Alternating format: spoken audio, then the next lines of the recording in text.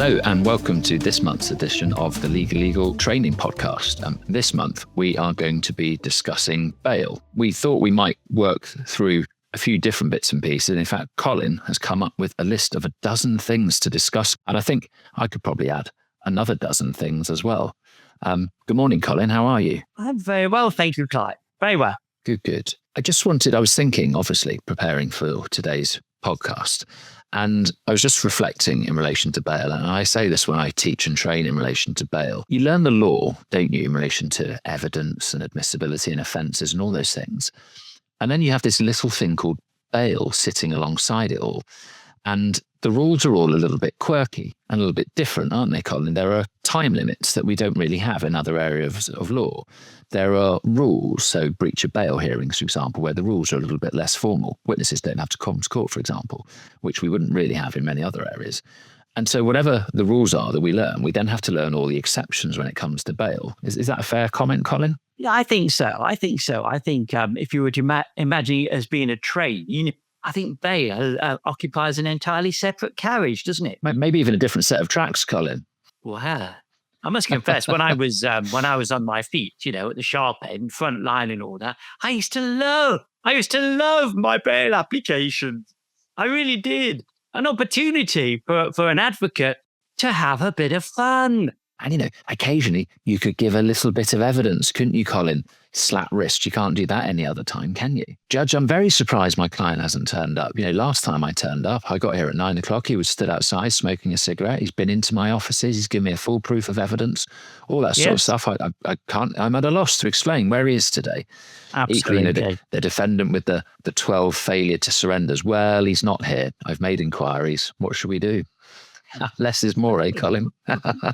So, and within reason, we all know, don't we, as advocates, in a bail application, you can say what you like within reason. There's none of this sort of, that's a bit of hearsay, blah, blah, blah. None of that. The rules are less formal. They are indeed. They're like that for two reasons. And I suppose on the one hand, there are some rules that are very strict. And at the other end of the spectrum, the rules are very informal. And it seems a contradiction almost, doesn't it, Colin, in the sense that breach of bail, for example, you have to be brought to court within a certain time period. And we'll perhaps not get into today whether or not the hearing has to finish within 24 hours or whether or not you simply need to start it within 24 hours, because the divisional courts still quite haven't made up their mind on that one, I don't think. But equally at the other end, as you say, there are those rules that say, well, there's a degree of informality in terms of the information and the evidence and those sorts of things. And I think whilst at first blush it might seem a contradiction, the important point in all of this, and it sounds very grand, but it's important, is that we're talking about the liberty of the subject. And if we're going to place restrictions on your liberty, be it the ultimate restriction, namely remanding you in custody with all that entails, or if we're going to put a curfew on you, for example, or we're going to restrict where you're allowed to go, then we take that very seriously. And even the slightest restriction on someone's liberty is a grave step. And I think we all experience that. And I mean that all of us experienced that during COVID. For the first time during lockdown, we experienced restrictions on our liberty. And many people will never have experienced that. Just as a quick aside, Colin, did you know that the COVID rules, they were based on the Psychoactive Substances Act? Yeah, I didn't. That was the model. So as you know, Colin, when it comes to psychoactive substances, they kept banning various substances. So they just changed the chemical composition a bit. And so Parliament said, well, we've had enough of this, so we're going to get ahead of the game. And they said, right, we're banning all psychoactive substances, and then we're going to give you permission back on a piecemeal basis. So things like, as you know, Colin, coffee, caffeine, chocolate, nutmeg, nicotine, all those sorts of things. Yeah. And that was the way that the COVID rules were drafted. What they said is, you shall not leave your home, but we're going to give you permission to leave your home in certain circumstances. So to go shopping, for example, and buy some food, to go and have your COVID jab, to attend hospital, to leave if you're subject to domestic abuse, for example, all those sorts of things. So that's what they did. They said, right, starting point is you're not allowed to go out, but we're going to give you back permission in certain circumstances. Exactly the same with psychoactive substances. We're banning all psychoactive substances, and then we're going to give you permission back on a one-by-one basis. There we go. A fun fact. Should we get back to bail? Go on then. You've got 12 questions, Colin. Shall I pose the first one to you, or is there something else you want to say before we kick off? No, I was going to say that when earlier I said that bail applications were fun, of course, I wasn't intending to trivialize it. You make a very important point. We're dealing with the liberty of the subject here. What I meant effectively was they're an opportunity, aren't they, for an advocate to shine. And they're an opportunity for you to cement your relationship with your client, particularly if you've got a serious case. And we know what it's like when they get back to prison. They talk about us, and they talk about us when they're on remand. And it wouldn't be the first time a client in the cells had said to me, "Are you any good?" To which my response is, well, you'll be able to judge for yourself, won't you? Because you'll be in court. You will hear every word I say in my attempt to get you out, eh? Fingers crossed. You've not made life easy for me today, with your offending on bail, with your failures to appear. You've not made life easy for me. We've got a mountain to climb today, but don't worry. I've come with my crampons. And it is, you're right, Colin. It's a PR exercise sometimes for the family who might be in the public gallery. They might be charged with possession with intent to supply, a bit of Class A or a firearm or that sort of thing. And as you say, we know that the chance of them getting bail is slim, but occasionally it does happen. And it's a PR exercise. At least the family walk away thinking, well, they're in safe hands. They've been remanded in custody, but they're in safe hands. And hopefully when they get back to prison, they can, I know it's difficult to sleep in prison, particularly the first few nights, I'm sure, but they can sleep a little bit more soundly thinking, well, my case is in good hands. I know that if I pick up the phone to my lawyer or my family get in touch, they're going to get an answer to their question. It's going to be a good answer. So you're right. Whilst it might just be a bail application, it has many consequences, and it is an opportunity to shine, particularly if you've got co-defendants. Crikey. If you're third on and the first two get up and make a bang average bail application, and then you stand up at the end and give the district judge something to think about, or the lay bench, the family is sitting there thinking, crikey, why haven't we got him for defendants 1 and 2, aren't they? And it's an opportunity really in a bail application to have a good opening line. Think of a good opening line as an advocate, as in, can I just say right at the outset that my client vehemently disagrees with just about everything my friend has told you so far. Well, that leads us very nicely, Colin, into question 1, because your first question that you've posed to us to discuss today is, do the defence have to agree with the way in which the prosecution put its case? And certainly a resounding no. I mean, there's no truth in the urban myth that the prosecution case must be taken at its highest, although I've met defence lawyers who still think that that's the case. It isn't even true anymore, is it, in relation to allocation and sending? It was true under the old mode of trial considerations. It truly is a level playing field. However, as we both know, legal point, the court is entitled to take into account the strength or otherwise of the evidence against the accused. And I think that confusion probably comes from the case of Galbraith, doesn't it, in relation to submission of no case to answer. And in fact, it's something, I think it was Mr. Justice Mitting in a case involving Wood Green Crown Court, which went to the Divisional Court, where a very, very experienced Crown Court judge, she said in refusing bail that she had to take the prosecution case at its highest, which was clearly a wrong approach to the test. And as you say, Colin, the judge is entitled to, and indeed must, bear in mind the strengths and weaknesses of the case. So it's not a case that the prosecution evidence must be taken at its highest. So, for example, if you've got a complainant who's come forward and made an allegation, and as I did in one case, of an aggravated burglary, someone came in and stole all the family jewellery, and in fact, the defendant said, no, they've wrongly identified me. It's a malicious identification. And this person has done it for a bit of insurance fraud, and they've got previous for doing this. And of course, if you can get hold of their previous convictions, as you should have at that first appearance, because the prosecution have a common law duty of disclosure, don't they, when it comes to bail, Colin? And they might have to say, well, actually, this person has got previous convictions for insurance fraud, 2 of them in relation to making up false allegations of burglary. That's rather helpful in a bail application at the magistrates, isn't it, Colin?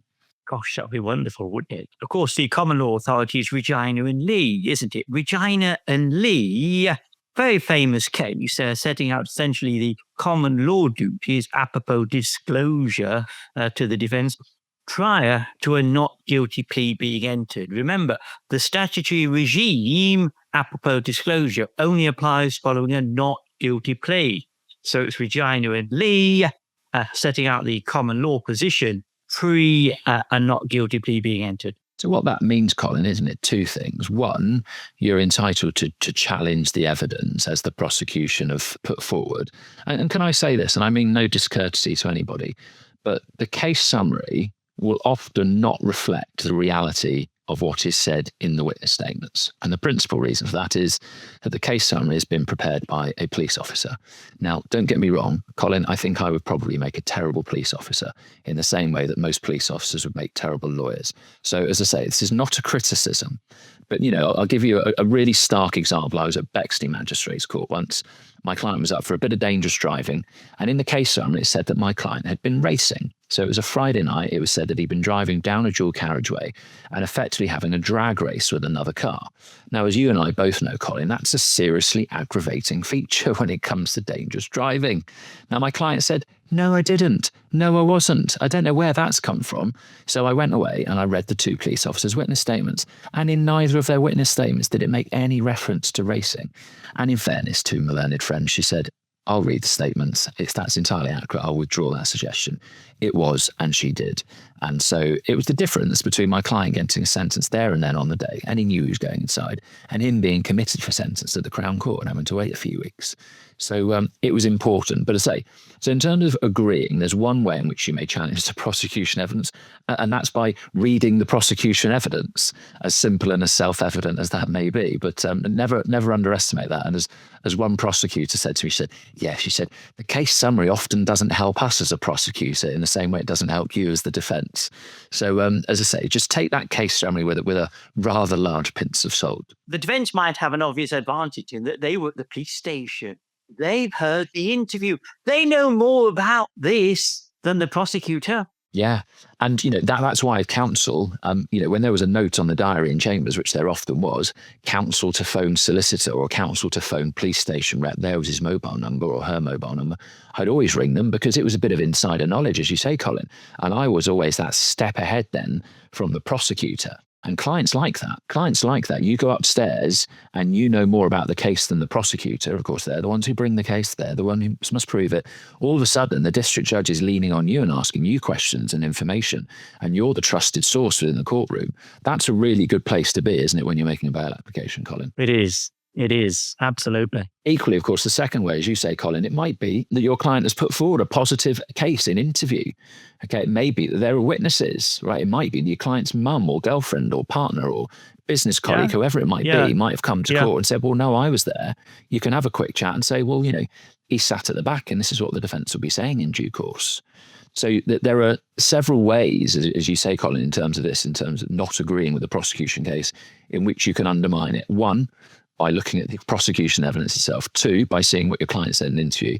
And three, seeing if you've got any witnesses who are going to come forward and support what you've got to say. Yes, and I would add to that, I think on occasion, the police and the CPS are too hasty to charge and keep in custody overnight. Wouldn't be the first time I'd said, "Look, my client said X, Y, and Z as part of his defence during the interview. I'm not aware that any investigations have been made whatsoever in order to pursue those lines of inquiry. Here we are, the CPS asking for my client to be remanded in custody today, and I would counsel a note of caution. I would say to you and your colleagues, think very carefully before remanding my client in custody today." I don't say this very often, but I'm saying it to you and your colleagues today. Seems to me this case has got discontinuance written all over it. I had that in youth court once, Colin. I was co-defending two young lads charged with Section 18 grievous bodily harm on police officers. During the arrest, things got so violent. When I went away and read one of the police officers' witness statements, the police officer said that my client was helping the police officers. Okay, and of course, they charged them both. And I went in front of a district judge who I knew incredibly well and said, I think the Crown might be over-egging the pudding with this charge. And he said, "Yeah," he said, "I'm adjourning this for a week." He said, "You're getting bail and you need to go away and review it against this defendant." It's difficult for a lay bench. Sometimes the advocate has to, as it were, make it very clear what's going on here. Question 2, Colin. How many applications can you make in the magistrates' court? This is like a pub quiz on bail, isn't it? How many applications can you make in the magistrates' court? Well, if I'm sober, I would say... It's rare, Colin, it's rare. No. Assuming you have two appearances in the magistrate's court, you don't always now in these days of sending, do you? But assuming you have two or more appearances, we know, don't we, that the Bail Act 1976 essentially frames the Nottingham Justice's case, quite a famous case in which it was stated that the defence have two bites of the cherry, two applications for bail as of right, without having to show anything new, without having to show a change of circumstances. But do be careful, because the legislation says, does it not, that the first bail application should be made on the occasion of your client's first remand, which would routinely be the first appearance. And if you don't make it on the occasion of your client's first remand, some legal advisors take the view, and I agree with them, that you've lost one of your two automatic bites of the cherry. And it may be that at that first appearance, you'd be able to argue as an advocate that there is insufficient information for a court to make a reasoned decision as regards bail today. And if you can get that on the register, that preserves your client's position. Okay, he or she is being remanded in custody today, but of course, when they come back, you're still in the position of having the first of your two bites of the cherry. I'll just give you a couple of quick instances in which it may happen. Firstly, client might be of no fixed abode. You're not going to get bail without a bail hostel placement, and there isn't a probation officer around to deal with that today. Secondly, you're not going to get bail unless the court are happy with the sureties and your sureties are not available today. I just throw those two things out at you. I think from memory, is it something like paragraph 9? I think we said, can you certify, please, paragraph 9, insufficient information upon which to make a reasoned decision as regards bail today. Tried it with a district judge once. You know what he said, Clive? He said, no, Mr. Beaumont. There isn't insufficient information upon which to make a reasoned decision as regards bail. It's just that you haven't got sufficient to make a decent bail application. Those two concepts are entirely different.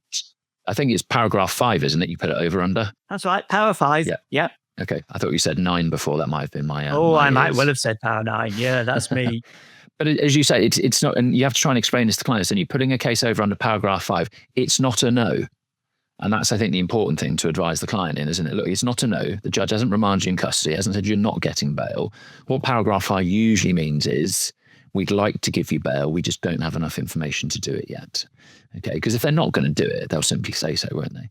And the other thing I used to do sometimes, Colin, going back to your point on sureties or securities, is I say to district judges or even lay benches, would you grant bail in principle? My client's got a security, £5,000 security. He can't be here this morning, or I've not managed to speak to him, etc. But if he had a £5,000 security, would you grant him bail? And some district judges just said, no, I wouldn't. I don't care, even if he have got £5,000 down the back of the sofa. It was a case of, well, great, because I don't need to ring his mate or his neighbour or his friend or his uncle, whoever it was. But sometimes the district judge would say, well, yes, I would actually. And he said, well, and I'll just have to remand him in custody until that happens. And I think one client ended up spending 4 days in custody until his uncle or someone went to court, the security was taken, and they ended up releasing him. So that's another way of doing these things, isn't it, Colin? So at least your client knows, look, I'm going to get bail when someone stumps up £5,000, or I'm not going to get bail even if someone does stump up £5,000. I mean, it can be tricky, really. I was once before a district judge who said, well, would you like me to make the decision today and say that sureties must be taken which are acceptable to the police prior to release? I had a word with my client. He wasn't happy with that. He wasn't happy with that at all. And so we agreed that the matter, would come back to court in order for me to call the sureties and put them in the witness box. He didn't want to leave it to the vagaries of an inspector at the police station. Yeah, no, that's fair enough. Yeah. Question 3, Colin. What would you say as an advocate if you are not in a position to make a bail application today? We've done it. We've done that. Yeah. You'd simply say. We'll move on. You're ahead of us, Colin. Question 4. What would you say as an advocate if your client quite rightly attended, having been granted bail by the police, and the prosecution wish to have bail taken away today. I've had this more than once, and I've had to politely but firmly refer the prosecutor to Section 5B of the Bail Act 1976, which is to the effect, of course, that there shall be no application for the reconsideration of bail where bail had been granted by the police or bail had been granted by the court, unless it is based upon information that was not known when bail was granted by the police or bail was granted by the court.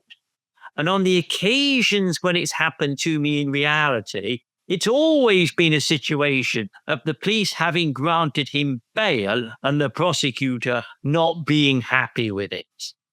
And I've said, look, in the absence of anything new, you are not to seek my client's remand in custody today. The Bail Act is deliberately worded such that, as for you as prosecutor, it's not for you to, as it were, disagree with the discretion as has already been exercised previously and substitute your discretion for the decision already made. Unless there's something new, that's the end of the matter, Malcolm. To which Malcolm replied, wouldn't you agree? Some more bail conditions then. To which my response is, Malcolm, with respect, what part of there shall be no reconsideration of bail are you failing to grasp? But there was a case not so long ago, there wasn't there, Colin, where a chap had been on bail for ages by the police. It was a drugs offence in the Netherlands. He'd been brought drugs back, and he was remanded, wasn't it, at the first hearing? And his solicitor said, well, you know, we always tell our clients that if they turn up on the day and as long as they turn up and they've been on bail previously, then they'll always get bail in the future. I think it was Mrs. Justice Carr, and she's obviously now the Lady Chief Justice. And she said, you know, you cannot turn up on that first occasion. Things have changed once you've been charged. Is that not what the Divisional Court have said? Yes, very much so. And of course, never forget the power of the court to simply take away your client's bail if they're not happy that your client is on bail. Clearly, the section is framed that there shall be no application. Well, courts are courts, aren't they? District judges, they don't make applications. They can take away the client's bail if they have substantial grounds to believe, of course, that one or more of the exceptions to bail applies. And the astute, experienced prosecutor will say, well, whilst, of course, I cannot seek a remand, might I invite you, sir, ma'am, to reconsider the position of bail and handing over your client's previous convictions for dwelling house burglary. Bail is always a matter for the courts. Very much so. You know, Nudge. you're having a bad day at the office when the district judge says, bail, do you want to address me on bail? They go, oh, no. Hey, we thought we were okay, and now we know we're not. So yes, so a subtle distinction, as you say, Colin, but yeah, the prosecution can't raise it, but the court can, and the court will, and the court does on occasion. So it's just, you have to be very careful with your client, don't you? To say, look, the prosecution can't do anything, but don't be surprised if the judge raises bail today, because you're very lucky to not be downstairs at the moment. So. One day I had one very experienced prosecutor who said, I don't want to confuse the court. I'm not seeking a remand. I'm merely assisting you, sir, in the decision you so obviously have to make. And I said to him, afterwards, you really put the knife in there. We got on quite well. He was very likable, but very experienced.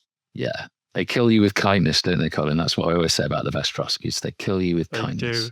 They do. There you go. Absolutely. Next one, please. Next question. Question 5, Colin. What presumptions may operate in your client's favour at that first hearing?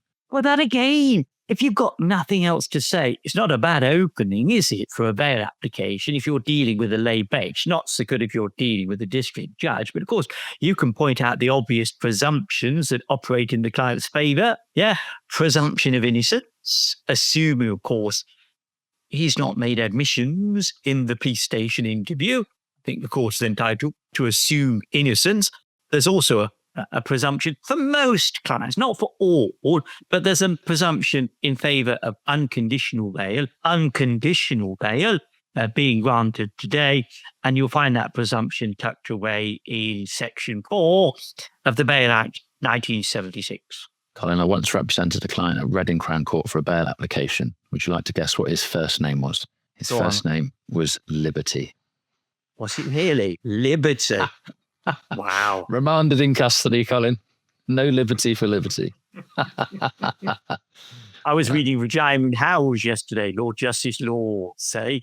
Not a bad name if you're going to be a Lord Justice. Well, it was Lord Justice Laws. Of course, there was Lord Judge, who went on to become the Lord Chief Justice. That was, it's nominative determinism, they call it, don't they, Colin? Where you end up doing the job that your name represents. So, well, they do if you've had a public school education, Clive, yeah.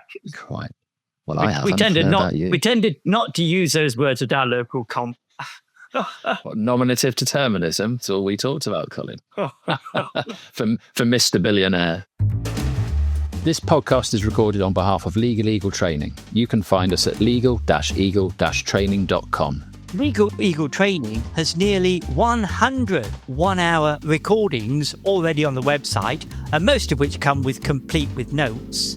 We've been doing this now since June 2020 on topics as diverse as the Magistrates Court, including the Youth Court, life at the police station, road traffic, advocacy, Magistrates Court advocacy, Crown Court advocacy, criminal law updates, including case law and the latest legislation, and the subject we both know most dear to your hearts, the billing of criminal legal aid.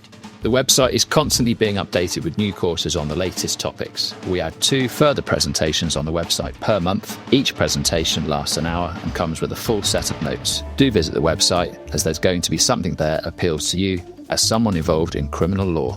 Right. Back to the episode. Right. Oh, I like this question, Colin. Number 6. I like all the questions I have to say, but this one in particular. What is Section 25 of the Criminal Justice and Public Order Act 1994 all about? The Act is overshadowed, isn't it? Because it brought in inferences. So whenever you mention the Act, it's always, Section 34, 35, 36, etc. But yeah, Section 25. Section 25 suffers from a bad heading, doesn't it? And you'll explain why in a moment it's got such a bad heading. It talks about no bail. So, of course, reading it at first blush, you'd think, oh, no bail, can't make a bail application. That's not what it means. What it means, in a nutshell, is this.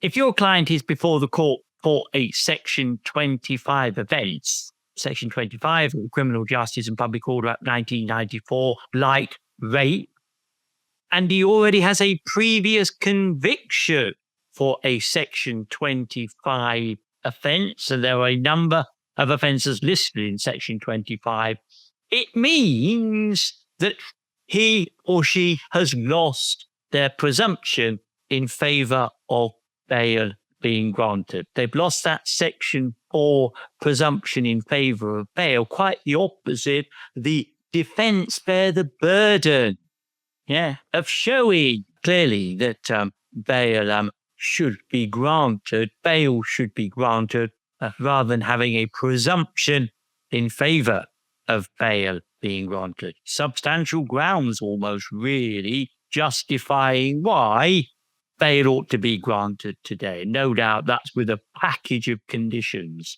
I think there's one exception, and that is where the previous conviction was for manslaughter, but you were not given a custodial sentence.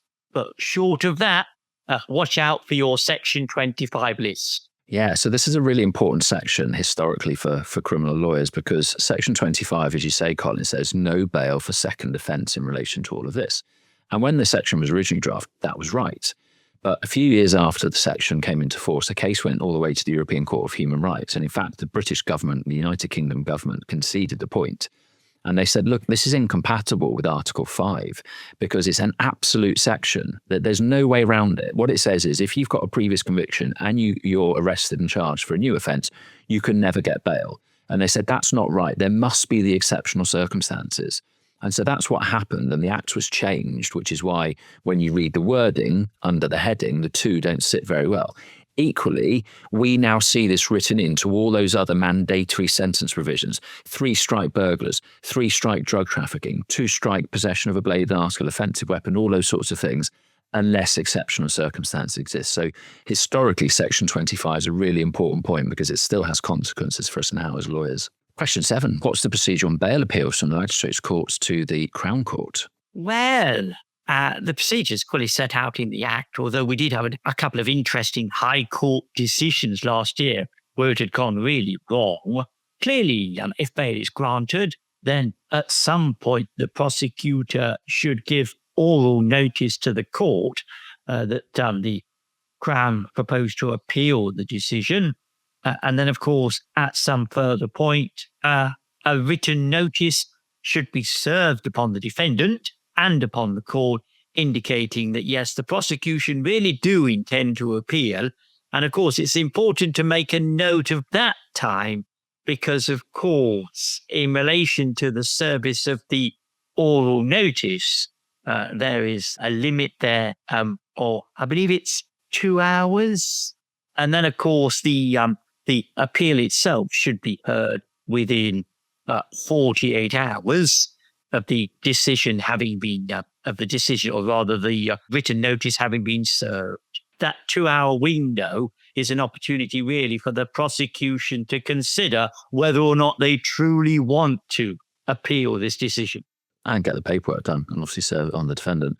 And in reality, in my experience, that this case will be listed the next day in the Crown Court. Crown Court's list officers do not mess around. I remember finishing once at 10:15, doing a quick mention hearing at court, ringing my chambers and saying, I'm just about to leave anything. They said, yeah, we've got a bail appeal coming over. They emailed me over the papers and it was all dealt with by 11 o'clock the next day. So yeah, there we go. Just for example, if the oral application was made at 18 minutes past 10, of course, that starts the 2-hour clock and the written notice has to be served by 18 minutes past midday. Help me with this because I don't know the answer. What is the procedure, question 8, where the client seeks variation of pre-charge bail conditions? I never got involved at that stage. So tell me, what's the procedure, Colin? Well, the procedure initially is back to the police to see whether or not they're in agreement to vary the pre-charge bail condition. And if not, an application can be made before the magistrates for reconsideration of pre-charge bail conditions.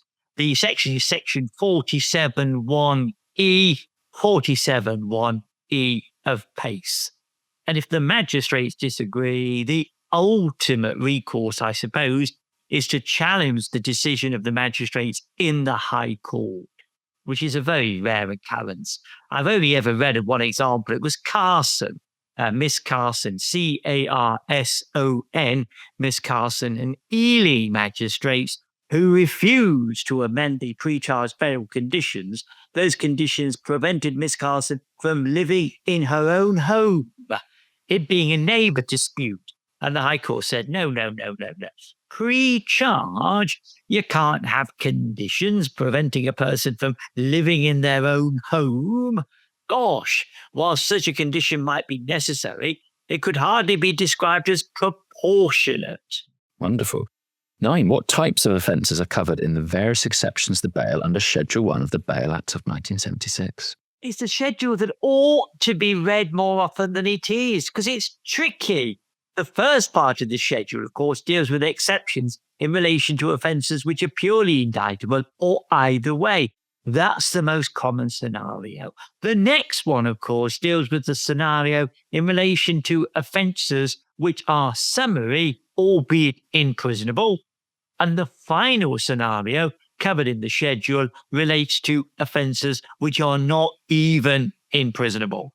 And it's the one on occasion where you're dealing with summary offences, albeit imprisonable, that you just gently have to remind the prosecutor of the boxes that need to be ticked in order for someone to be remanded in custody apropos a summary offence that's potentially imprisonable. Question 10. Can the CPS appeal bail decisions to the High Court? Well, yes, they can, can't they? Because their avenue of appeal was preserved by the Criminal Justice Act 2003, whereas, as far as the defence was concerned, it was taken away from the defence. The legal position now, of course, is that you can only, as the defence, go to a High Court judge in one of two instances. Firstly, where you're pursuing an application that can only be heard in the High Court, like, for example, if you're going for judicial review, you can make a bail application in writing to be considered by the single judge. Alternatively, if you're going to the High Court by way of case stated, not to be confused, of course, with the other avenue, which is a writ of habeas corpus, isn't it? Which lies to the High Court. That's really where you consider your client is being unlawfully detained.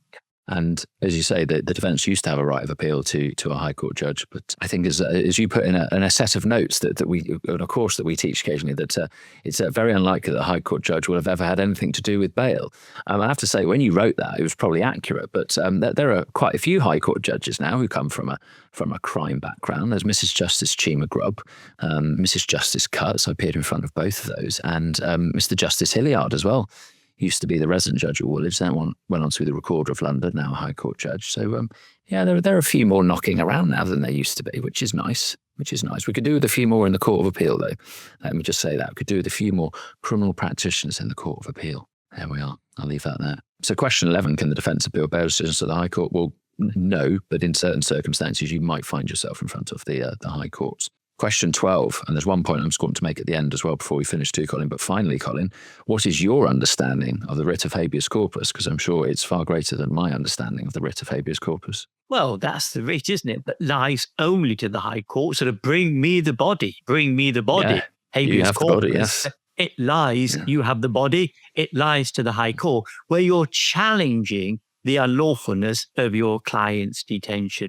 And I believe in those two High Court decisions that were heard last year, indeed, there was a writ of habeas corpus to the High Court. And in both cases, the prerogative writ was granted and the offenders were released. Excellent. We live in a country whereby such a writ exists. Yes, I agree. Were these both cases? There was Wandsworth prison, wasn't it, where people had been acquitted, but they'd ended up being taken back to prison over the weekend and not released until the Monday. No, from memory, one of them was the facts essentially were that the prosecutor was unable to serve that written notice upon the defendant within 2 hours of the oral notice because, would you believe, and I've been in this situation myself, he'd been released. The staff only hearing the bit about bail being granted, they'd released him. So, of course, he couldn't possibly have the written notice served upon him. That wasn't explained as precisely as perhaps it might have been. The judge took the view at the Crown Court that he still had jurisdiction, and the High Court said, well, no, we don't think so. The Act has to be complied with. The second one was even more bizarre in the sense of, we know the application has to be heard within 48 hours. I appreciate that this was over the Christmas period and you don't have to count certain days, but the listing was way outside those days. This was Winchester Prison, wasn't it? Winchester Prison, I remember this one. Way outside those days. And again, the judge was persuaded that he or she had jurisdiction. And the High Court said, no, we don't think so. Don't. Yeah. Not much festive spirit going on there, was there, Colin? Absolutely. Finally, Colin, this is a question I like to ask on bail courses anyway, and I think it's become a more important question than ever, considering the current climate we live in terms of backlogs and delays, etc. But I often ask delegates, can the passage of time amount to a change in circumstances? So, nothing's changed in the sense that the prosecution haven't served new evidence, the defence haven't all of a sudden pulled out a star witness from the hat, or any of that sort of thing. But can the passage of time amount to a change in circumstances? I hate it when you pull these questions like a rabbit from a hat. I think, you see, because I think there's something tucked away in the footnotes of Stones to the effect that there's a European court decision on the matter. There is. And I think it's the decision of Cluth and Belgium. Is that right? Oh, I thought it was France. I thought it was a French case. Oh, is it Letellier? Is it the Letellier case? Absolutely. It's Letellier, France. Yeah. But the passage of time in that particular case was quite a long time. Yeah. But it doesn't need to be in today's day and age, be it the Magistrates Court or the Crown Court. Let me give you an example. Defendant's remanded in custody for a bit of ABH and he's sent to the Crown Court. Okay, now, of course, there are custody time limit issues and all of that sort of thing, but his trial date might not be rolling round for quite some time. And, 6 months in, your client says to you, well, hang on, when I first met you, you said that even if I was convicted after trial, I was looking at 9 months in prison. And I've already served 6 months, which is the equivalent to a 12-month sentence. So, in those circumstances, this is why I raise it just in the current climate, because it's always been important, as we started off by talking about the liberties of the subject. But it's increasingly important, I think, where these delays are occasioned. And we sometimes, we're all guilty of it, but we sometimes lose sight of the wood for the trees, don't we? Think, hang on, he's been inside for ages. I should probably be making a bail application and get him out because he's not going to be serving any longer, even if he's convicted. Yeah. Yeah. So absolutely. The short answer is yes.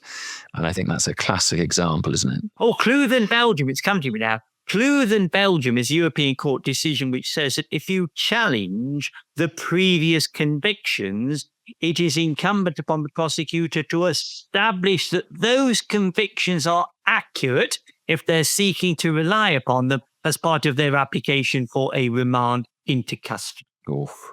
There's a great case as well on Section 74 from the Court of Appeal earlier on this year as well. There's another one called Smith about where you try and put in the previous convictions of a co-defendant, which is a great judgment. But there's been a recent case on Section 74 and the admissibility of convictions. So, it's for the prosecution to prove them, because you can deny them effectively. It might be you've been previously convicted of sexual offences in a trial where the jury couldn't agree. And then, do you know what? The Crown want to have a trial against you on the ones where the jury couldn't come to a verdict. And they want to put in your convictions now that the jury did find proved. And you say, well, no, all of it's a pack of lies. And you're entitled to challenge that. Of course you are. A fascinating judgment. Of course you are. Anyway. Yeah. Messy, but you are entitled to challenge it. Well, quite. Yes. Well, I've had clients who wanted to challenge their previous during the trial. You can, but it's totally messy. I mean, what once left of the thought, well, you would say that, wouldn't you?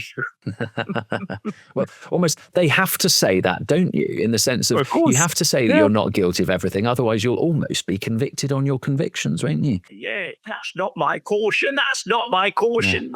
Yeah. Well, yeah, it is actually. That's not my caution. You've just forgotten it. It's either all true or none of it's true. You can't have it both ways, can you? There we go. Good. Excellent. Well, there you are. A dozen things. I think we gave a bit of law there, didn't we? Get a little bit of law there, Clive? I think we did. We even ended up with a bit of European law, Colin. So talk of withdrawing from the European Convention of Human Rights this week, Colin. So it might not be much longer we can talk about these things. You've got nothing worth saying on behalf of the client when you start quoting Europe, hey? And the magistrates know it too. Well, there was a great line. So in the Times paper, Colin, there's counsel, which is a little cartoon, and of course the old advice to lawyers as always, wasn't it? If the law is against you, argue the facts, and if the facts are against you, argue the law, and if the facts and the law are against you, then you just shout like hell. And when the Human Rights Act was passed, counsel cartoon had a little variation on that. It said, if the facts are against you, argue the law. And if the law is against you, argue the facts. And if the facts and the law are against you, just tell the judge it's a matter of human rights.